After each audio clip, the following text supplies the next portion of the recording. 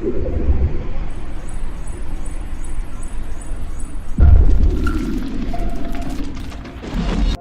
I'm Roy Stern and I'm the chronic entrepreneur. We're continuing these parallel lines between entrepreneurs and chronic illness patients, just like me. And I wanted to talk to you today about something really interesting about these parallel lines that I found. The thing is that the resources that entrepreneurs have in the first stages of the business or the venture or the charity or whatever they try to accomplish in this project is always limited.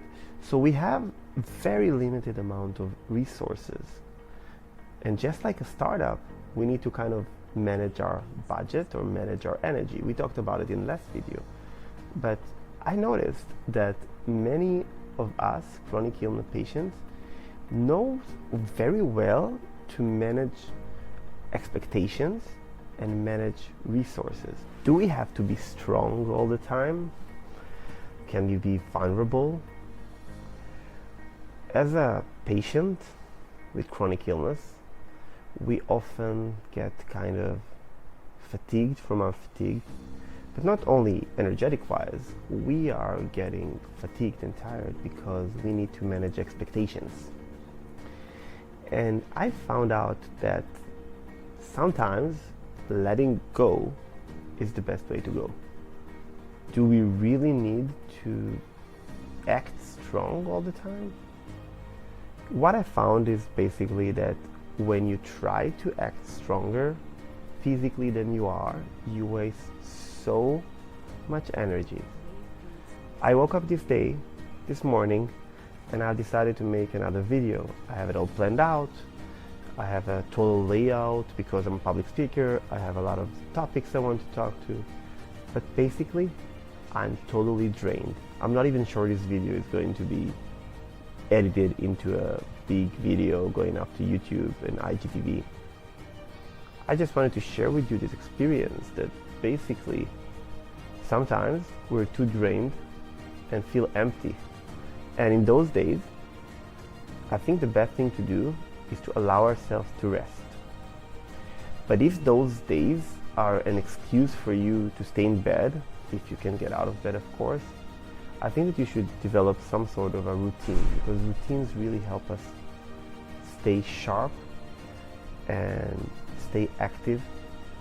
And I really believe that in a day like this, like today, that I feel totally drained physically and emotionally, I just need to chill, rest, fill myself up, and be me. Let's make a short one today. If you wake up and you feel totally drained and you have to do something, you need to measure, can you do it? Like if you have to go to work, can you actually go to work, or are you too exhausted to? But if you can, sometimes it's better. For me, I have my own companies. I don't have to be somewhere at 9 in the morning, which I know it sounds like a luxury, but it makes it kind of harder sometimes, because when you are dealing with the fact that you need to manage a business and manage your chronic illness at the same time, and manage expectations from others, you sometimes encounter this negative effect that everybody thinks you're so vibrant and perfect, and you're actually not. I'm not very me today. I'm not Roy, the public speaker who can just sit here and talk about a topic and explain stuff. I'm emotionally drained and physically very drained.